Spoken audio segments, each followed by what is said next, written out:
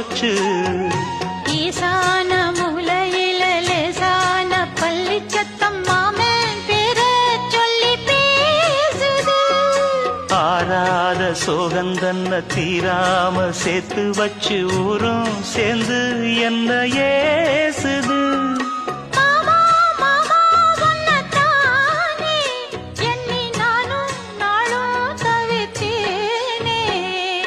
கூண்டுக்குள்ள என்ன வச்சு கூடி நின்ன ஊற விட்டு கூண்டுக்குள்ள போனதென்ன கோலக்கிளியே.